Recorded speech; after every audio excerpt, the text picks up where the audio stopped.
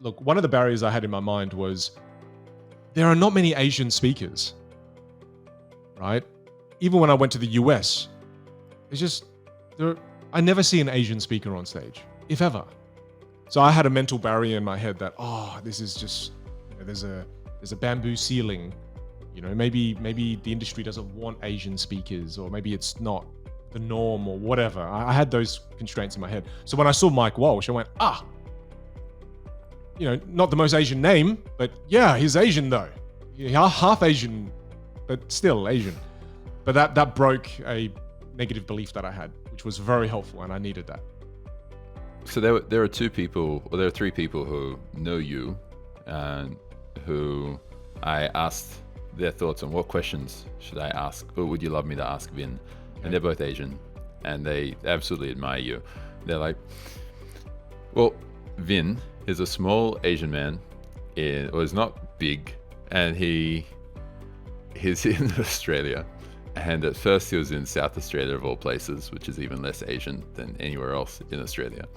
And he somehow was able to own this space, have enough presence, and have enough of a brand where it just feels so hard for people, especially of Asian background, to be able to do that in Australia. Which, I mean, there's a lot of perception that the reality in Australia is that it's a really racist environment. And if you're not a white male, or maybe now white female, it's going to be really hard for you. Mm-hmm.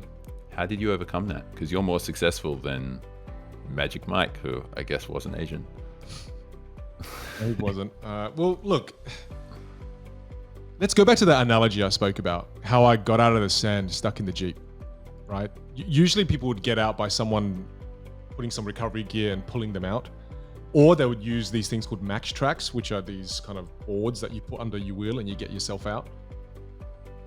When you don't have those luxuries, there's still a way to get out. And it's just by going really slow consistently for a really long time, right? And I was just flabbergasted that I was able to get out of the sand just by going really slowly, because I didn't move. It just didn't feel like I was moving until I was moving. I didn't move. It was just because the traction is so slow. So to me, what I'm trying to say here is just consistency. The consistency of refinement. I spoke at 20 plus high schools, I remember, in 1 year for free. And I had to be so persistent because schools wouldn't want any random coming in to speak to the school. So I had to come up with ideas and strategies, like emailing the school and, under a fake email address and going, hey, I'm thinking of planning to send my children here. Can you send me the local school newsletter? And then they would send it to me. And then I would read the school newsletter to go, okay, well, which one is the teacher that cares most about student development? That's the most vocal and writes in the newsletter. Cool. Okay. Now as Vin, I'm going to send that teacher an email and say, hey, look, I'm doing some fun things around South Australia for schools. Would you like me to come in? Now I got in touch with the teacher that cared the most about the students, who then rallied the most to get me into the school. And I did it for free. So then I kept doing stuff like that, even though I didn't get paid a dime. But to me, there's more progress. You can't just measure progress with money. And I think it's very easy for me to do that when I was a young entrepreneur. But I learned to value things that was progress, that wasn't money. And that was me just slowly inching my way through the sand, gradually and gradually and gradually and gradually. And if you do that consistently for long enough, you'll get out of whatever situation that you're in. You'll get unstuck. And then when you get unstuck and you continue that consistency, you'll slowly start to build momentum. And that momentum builds and builds and builds and builds. And if you keep refining your craft, if you keep getting better at what you do, there is a point where you do become unstoppable, where the momentum is so strong that now you've got the 5 years of momentum behind you. Now you become unstoppable. But that unstoppable comes from all those little bits of progress that you don't stop. And I just find that people get discouraged by the invisible progress. People want the acknowledgement of, I got that, I talk in the gig world, the magic world, or the speaking world. I want that $20,000 gig. But if I don't get that $20,000 gig, then there's no progress. This happened yesterday. there was a young lady that connected with me in 2019. And at the time, she was a student. And she reached out to me. And I remember I just did a quick voice message for her. And just said, hey, great to connect, and yada, yada, yada. She had a quick question. I answered it in a minute. And then in 2020, she had another question. She asked me again. And I was like, oh, cool. I just answered it just quickly. And yesterday, she sent me a request to do a private masterclass online for her team, because she is now one of the managers in Microsoft for their department, and they're in the Middle East, right? So to me, that was little bits of momentum that I've put out all across the years, and now it's led to this, right? So it's that was all invisible progress, but I've learned to see the invisible progress.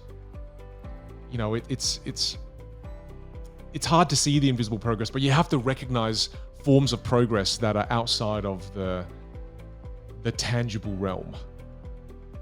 How do you learn to recognize that? Because otherwise, I'd imagine it would have gotten so demotivating. Yeah, to dude, it did. Continue to try and move forward, and you just can't get anywhere, or it doesn't feel like you're getting anywhere. You've just got to. It's like getting out of the sand. I had to believe that it was going to get me out. Otherwise, I wouldn't have kept going. Right? I just wouldn't have kept doing that. If that guy didn't tell me that you'd be able to get out just by going really slow, then I probably wouldn't have ever tried that, because that's stupid. But because I believed it, your beliefs dictate your actions, right? So you've got to analyze, are the people you spend time with, the people you do spend time with, do they believe in progress outside of the monetary realm? I mean, do they believe in putting out a lot of good? I mean, I do that. I spend 2 weeks. It's not 2 weeks. Sorry, I spend 2 hours every week getting back to messages. I don't spend every day doing it, but I spend 2 hours every week giving my time. And that's to answer all the emails. That's to answer all the, the messages that come through on the different platforms. And it's to intentionally, that before I would have went waste of time. There's no ROI on it. I shouldn't do it. But now I've learned that that's progress still. That's me still putting things out there. That's still important, right? It's understanding that it's going to be painful, but it does come. And once you see it, you can't unsee it. But when you can't see it, you have to believe in it long enough to be able to see it. And then once you see the first one come through, you can't unsee it. So what are your thoughts on how to believe it for long enough? If it feels impossible to believe, and you just feel like, especially like this, I'd imagine is a question that you get asked reasonably often, but it was 2 people who asked me to ask you the question. Yeah. It's like, especially this bamboo ceiling limitation, which would apply for anyone who's listening, even if it's a glass ceiling for women or whatever, for any minority, any group which feels like they're underrepresented and it just feels demotivating and too hard. What do you share with them? What I'll share is that, again, the alternative is you accept that the ceiling is there. Like that's the other path. And I refuse to accept that it's there. I just do.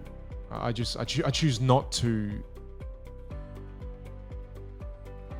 It's almost, and it seems almost kind of stupid in ways, but I just refuse to acknowledge its existence. And I believe that my hard work, my smart work, my ability to problem solve and consistency will break through it. And it did, Harry. I mean, look, the reality is not only does the bamboo ceiling exist here in Australia for many people in the Asian culture, and again, many ethnic cultures have their own versions of their ceilings, but it exists in the US too. And I've done it in both markets, and it's harder in the US. Right. But the one thing that got me through it was, again, back to what we said before, I'm not trying to please everyone. I'm not trying to be for everyone. That allowed me to become more and more and more unique. When I made that kind of call in my head that I'm not for everyone, then I created something even more brilliant, I believe. And then when I, in a way, psychologically stopped blaming the ceiling and stopped saying that, oh, it's because of this or that or this or that, then I started to take more responsibility. And it goes back to that that Steve Martin quote where I believe it is to be true, and it's that be so good they can't ignore you. It's like I had that mindset in my head was I'm going to be so good that you don't care that I'm Asian. Like none of it matters. And I think some of these things do matter if you're not great. It's like if I was average and there was, a white male me, but if I was average, I may lose to that person. If I was the same as them, I may lose to that person. But if I'm 5 times better than that person, you'll go with me. Like to me, there's no question, right? Of course there are barriers. Of course there are challenges for different types of people and in different cultures. But if you take that ownership and you push yourself to be better, you still can win.